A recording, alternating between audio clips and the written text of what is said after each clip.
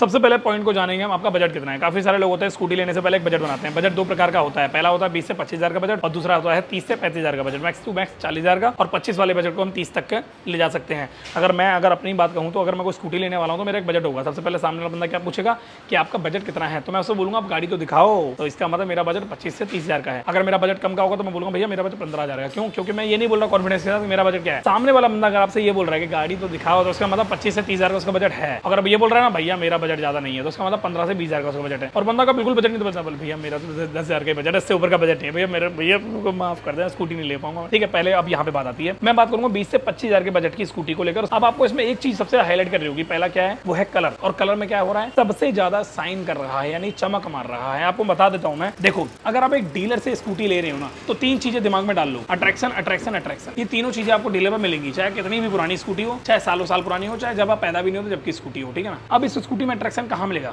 Body में मिलेगा, engine में मिलेगा और टायर में मिलेगा। आपको क्या करना है, सबसे पहले उस गाड़ी के टायर चेक करना है और मीटर चेक करना है। टायर से मीटर को कंक्लूड करना है, मतलब ये क्या देखना है, कंपेयर करना है। मान लो आपकी गाड़ी वो जो स्कूटी है उसमें लिखा है 20,000 किलोमीटर चली है, तो 20,000 किलोमीटर पर जो चलती है स्कूटी उसके टायर ज्यादा खराब नहीं होते हैं। अगर उसके टायर ज्यादा घिसे हुए या फिर नए डले हुए टायर, तो इसका मतलब कस्टमर से वो डीलर झूठ बोल रहा है, सफेद झूठ, कि इसके टायर घिस गए हैं, नए डलवाए हैं और 20-25,000 पे टायर नहीं घिसते हैं। पहला पॉइंट यहाँ पे ये आता है। अगर मान के चलो 20,000 किलोमीटर मीटर चली हुई है गाड़ी और आपकी गाड़ी के टायर भी गाड़ी के साथ के हैं पर वो साइड से चटक गए हैं, तो इसका मतलब गाड़ी बिल्कुल जेन्युइन चली हुई है। गाड़ी खड़ी रहने की वजह से टायर जल्दी चटक गए और गाड़ी जो है आपकी ज्यादा चल नहीं पाई। ठीक है, जेन्युइनली है। ठीक है, ये पॉइंट आपको यूज करनी है। अगर आप इस पॉइंट से निकल जाओ कि हाँ भाई 20,000 किलोमीटर चली हुई है और 20,000 के हिसाब से टायर बिल्कुल गाड़ी के साथ के हैं, तो आपको इंजन से रिलेटेड कोई भी परेशानी होने की जरूरत नहीं है, क्योंकि 20,000 पे इंजन बिल्कुल भी खराब नहीं होता है। बट आपको टायर और मीटर में कंपैरिजन करने में आपके 1% एक सिंगल परसेंट मन में डाउट आ रहा है, तो समझ जाओ भाई आपके साथ धोखा हो रहा है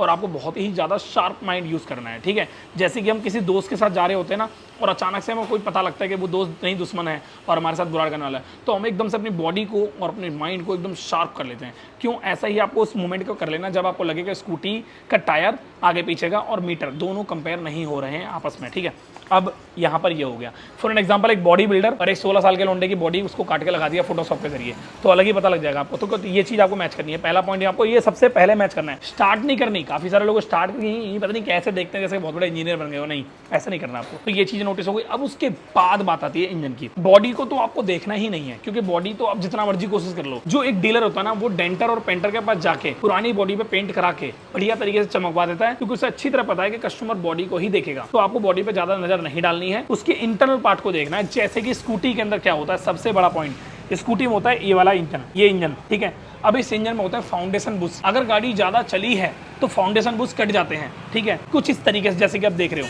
ठीक है ना। अगर गाड़ी ज्यादा नहीं चली है तो ये बुश बिल्कुल परफेक्ट होते हैं, फ्रेश होते हैं। अगर आपको लगता है बिल्कुल नए डले हुए हैं बुश, एकदम फ्रेश है, एकदम नए हैं, तो इसका मतलब डीलर ने उस बुश को नया डाल रखा है।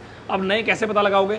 जो बुश की रबड़ होती है ना बिल्कुल एकदम डार्क ब्लैक है, तो इसका मतलब वो बुश नए डले हुए हैं और वो बुश की रबड़ एकदम हल्की हल्की व्हाइट शेड में है। तो ब्लैक से व्हाइट पड़ने में टाइम लगता है, हीट की वजह से होती है, और उसमें आपको आप समझ जाओ कि भाई वो बुश गाड़ी के साथ की है, नए नहीं डले हैं। ठीक है, अब तीसरा सैलेंसर। सैलेंसर आपको क्या करना है तीसरे पार्ट में, सैलेंसर के पीछे ये वाली उंगली होती है, इस उंगली को पीछे की तरफ डालना है आपको ऐसे करके। ठीक है, और ऐसे चेक करना है। अब ये देखो काला हो गया सैलेंसर, इसका मतलब आपकी ये जो बाइक है इसमें कोई ना कोई, मतलब ये जो स्कूटी है इसमें कोई ना कोई ऐसी दिक्कत है जिसकी वजह से इंजन में से कार्बन बहुत ज्यादा निकल रहा है, और ज्यादा कार्बन निकलने की वजह से आप इसे ज्यादा लंबे टाइम तक नहीं चला सकते हो। स्टार्टिंग में भले ही ये गाड़ी धुआं ना दे रही हो, पर बाद में धुआं देने लगेगी, क्योंकि कार्बन सैलेंसर पे आ रहा है इसी वजह से। ठीक है, तो ये चीज आपको ध्यान देनी है। अब काफी सारे ऐसे होते हैं डीलर जो सैलेंसर पीछे से साफ करवा देते हैं, पेट्रोल का कपड़ा डाल डाल के साफ करा देते हैं, तो उंगली डालने में भी साफ निकलती है, कोई दिक्कत नहीं आती। बट आपको क्या करना है, गाड़ी स्टार्ट करके रेस देनी है, और रेस देने के बाद एक व्हाइट कलर का पेपर लेना है। आपको ध्यान से समझ, मैन स्टैंड लगाना है, व्हाइट कलर का पेपर लेना है, गाड़ी को स्टार्ट करना है, रेस देनी है, और व्हाइट पेपर ऐसे से करना है।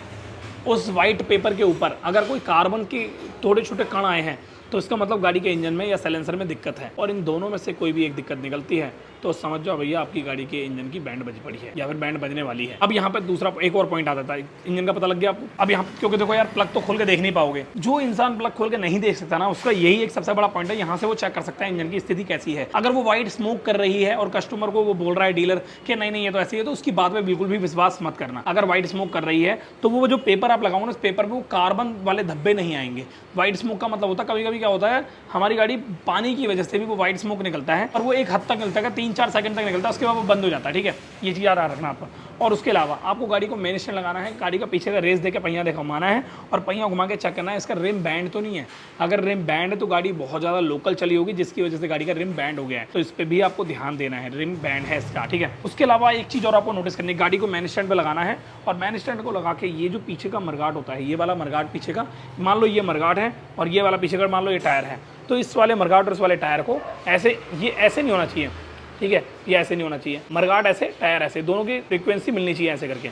ये ऐसे नहीं होना चाहिए और ये ऐसे नहीं होना चाहिए, तो इस चीज़ का आपको ध्यान रखना है। ठीक है, अगर ऐसा है तो उसका मतलब उसकी गाड़ी का चेचिस अलाइनमेंट होगा, चेचिस आउट हो रखी है, तो ये चीज़ आपको ध्यान रखनी है। ठीक है, सबसे पहली चीज़। और उसके अलावा इसके पीछे का सोकर, आपको ये नोटिस करना है कि इसके पीछे के सोकर के अंदर ज़्यादा दबाव डालने पर ये बहुत ही ज़्यादा झुक तो नहीं रही है, या फिर दबाने पर ऐसे 2-3 बार ऐसे उछल तो नहीं रही है। अगर ऐसा हो रहा है तो इसका मतलब अपनी गाड़ी के पीछे के सोकर में भी बंदे ने काम करा रखा है, या फिर सोकर इसके खराब है। ये चीज़ आप याद रखना। अब थोड़ा सा और आगे की तरफ बढ़ते हैं, यहाँ पर देखते हैं ये जो जॉइंट होते हैं, जॉइंट, ये जॉइंटों में देख लेना, यहाँ पर स्कूटी में यहाँ पर पेच होते हैं यहाँ पर। और जो डीलर जो लोग होते हैं वो अपनी पुरानी बॉडी को सेट करने के लिए क्या कर रहे हैं, चाइनीज पेच मार के पेंट कर देते हैं।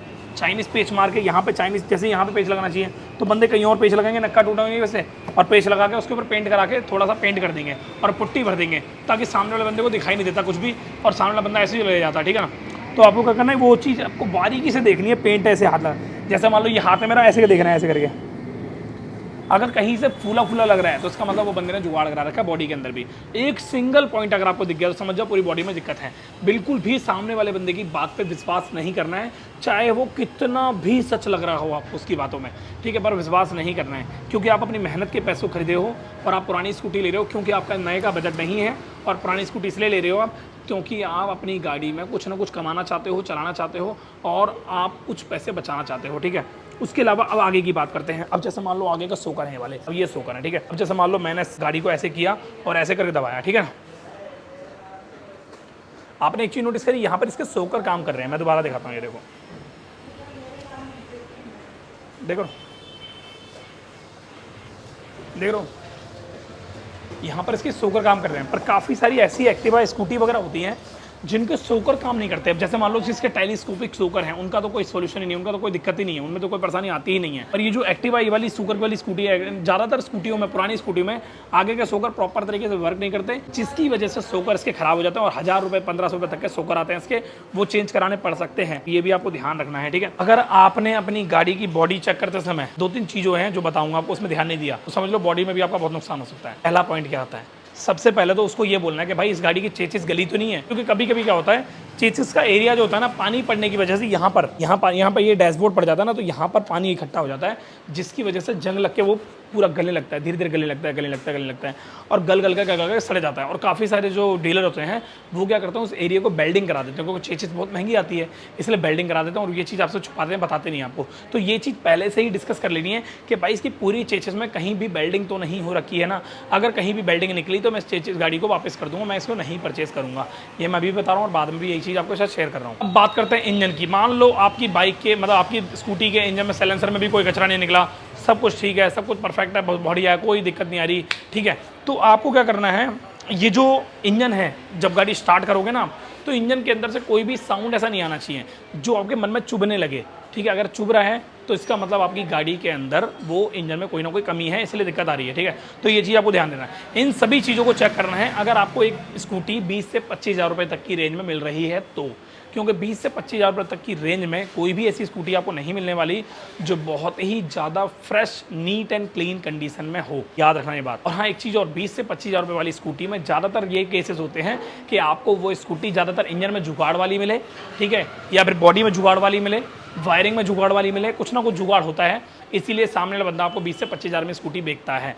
25 हज़ार में स्कूटी आपको एकदम इतनी फ्रेश नहीं मिल सकती कि आप उससे उम्मीद लगाओ कि हाँ ये इतनी स्कूटी मेरे को मिल जाए 25 हज़ार में, जो मैं गाड़ी एकदम बढ़िया तरह चलाऊँ, मेरे लंबे टाइम तक चले, एवरेज भी अच्छी दे, पिकअप भी अच्छा दे, कोई दिक्कत ना है, मेंटेनेंस भी ना हो, सर्विस के टाइम पर ज़्यादा खर्चा भी ना हो। तो ऐसा बहुत ही कम चांस होते हैं कि आपको ऐसा मिले स्कूटी का डील, ऐसी डील हो। ठीक है, ये डील मतलब नहीं हो सकती करोना के। 20 तक का जो मॉडल है ना, इससे पहले की गाड़ियाँ 30 हज़ार तक की रेंज में आपको मिल जानी चाहिए। तो अगर ये वीडियो पसंद आई तो इस वीडियो को लाइक कर देना, चैनल सब्सक्राइब कर देना। बाकी मैं मिलता हूँ नेक्स्ट वीडियो में। Thank you so much, bye bye, take care.